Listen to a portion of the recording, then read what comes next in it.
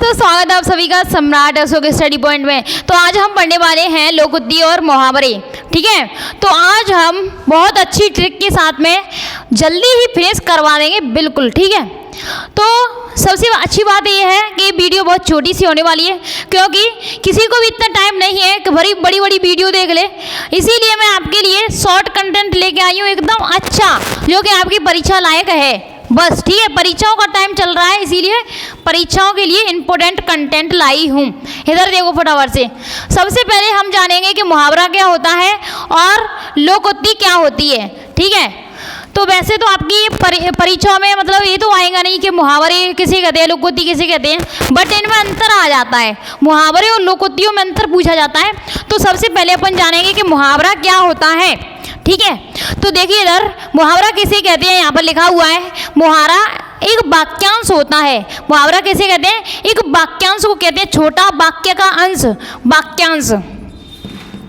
देखो इधर वाक्यांश का मतलब होता है वाक्य प्लस अंश।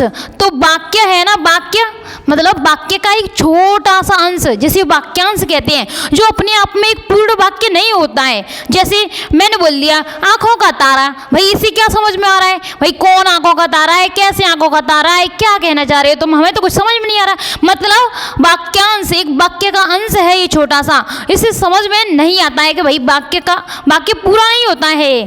ठीक है, अगर हम जोड़ के कहें कि मेरा बेटा मेरी आंखों का तारा है, ठीक है, इस तरीके से ये जम जाएगा सही से। ऐसे ही कई सारे 9 2 11 होना, 9 2 11 होना, तो इसका मतलब भाग जाना होता है। पुलिस को देख करके चोर है ना वो 9 2 11 हो गए। तो इनका कुछ मीन्स निकलता है इस वाक्यांश। जैसे कोई छोटा सा आपने क्या लिया, छोटा सा वाक्यांश ले लिया, उसका कुछ अलग से मीन्स निकलता है, उसको क्या कहेंगे, विशेष अर्थ निकलता है, उसको कहेंगे हम मुहावरा। हो गया एवरीवन। चलो देखो इधर मुहावरा किसे कहते हैं, ऐसा वाक्यांश जिसका अर्थ सामान्य अर्थ से भिन्न होता है या चमत्कारिक होता है, उसे मुहावरा कहते हैं। और इधर देखो जैसे 9 2 11 होना। और लोकोक्ति किसे कहते हैं, लोकोक्ति क्या होती है, साहित्य में प्रचलित एक ऐसी पंक्ति जो अपने आप में एक पूर्ण वाक्य होती है। ठीक है, उसे क्या कहते हैं, लोकोक्ति कहते हैं। देखो इधर मतलब साहित्य में प्रचलित, जैसे नाच न जाने आंगन टेढ़ा, पूरी बात समझ में आ रही है ना, कि नाच न जाने आंगन टेढ़ा, धोबी का कुत्ता घर का ना घाट का, समझ में आ गया। चलिए एक ट्रिक और बता देती हूँ आपको मुहावरे और लोकोक्ति पहचानने की। ठीक है, चलो देखो इधर जैसे आप कोई भी मुहावरा देखोगे तो उसके पीछे क्या आएगा, सबसे ज़्यादा न शब्द आएगा। Okay everyone. अगर आप कहीं पर भी लोकोक्ति देखोगे तो उसमें ना ज़्यादा नहीं आएगा। ठीक है, एकाध हो सकता है ऐसा, बट ज़्यादातर उसमें ना नहीं आएगा पीछे। लोकोक्तियों में ना नहीं आएगा, मुहावरे में पीछे ना आता है। ओके एवरीवन, समझ में आ रहा है। ठीक है, बहुत अच्छी। कुछ एग्जाम्पल्स दिए हुए हैं यहाँ पर, देखो आपका जो अंतर है ना ये परीक्षाओं में आ जाता है। देखो इधर मुहावरे और लोकोक्तियों में अंतर निम्नलिखित है। नंबर 1, मुहावरा स्वतंत्र रूप में प्रयुक्त नहीं हो सकता है। मतलब मुहावरा है ना वो स्वतंत्र रूप से नहीं लिखा जा सकता है, क्योंकि इसके साथ हमें कुछ जोड़ना पड़ता है। जैसे मैंने अभी एग्जाम्पल दिया आंखों का तारा, यानी कि मेरा पुत्र मेरी आंखों का तारा है, इसके साथ मैंने कितना बड़ा वाक्य जोड़ दिया है ना, तब जाकर के वो बीच में लगाया है। ऐसे ही यह स्वतंत्र रूप से प्रयुक्त नहीं हो सकता मुहावरा, और लोकोक्ति स्वतंत्र रूप से प्रयुक्त हो सकती है। जैसे मैं कह सकती हूँ कि नाच न जाने आंगन टेढ़ा, इस तरीके से कह सकती हूँ। आगे देखो अब इसमें पीछे ना आता है, सबसे ज़्यादा ये लिखा हुआ है, देखो इधर, और इसमें ना नहीं आता है। ठीक है, ना आता है मुहावरे में और लोकोक्ति में ना नहीं आता है, और इसको व्यक्ति निर्माण नहीं कर सकता है। मुहावरे का व्यक्ति है ना वो निर्माण नहीं कर सकता है, मतलब खुद नहीं बना सकता है मुहावरे को। और जो लोकोक्ति होती है ना, लोकोक्ति इधर देखो फटाफट से, इसमें क्या लिखा हुआ है, सॉरी, बेकारी होता है जिसका निर्माण कोई भी सामान्य व्यक्ति कर सकता है। मुहावरा है ना उसका निर्माण कोई भी व्यक्ति कर सकता है, बट लोकोक्ति का निर्माण कोई भी व्यक्ति नहीं कर सकता। हो गया एवरीवन। क्योंकि लोकोक्ति है ना वो पहले से प्रचलित है, वो चली आ रही है पहले से, समझ में आ रहा है, पहले से कहते आ रहे हैं उसको, नाच न जाने आंगन टेढ़ा, आगे आगे न जाने कितनी लोकोक्तियाँ हैं। ठीक है, चलो इधर देखो फटाफट से, यहाँ देख लेते हैं लोकोक्ति और मुहावरे।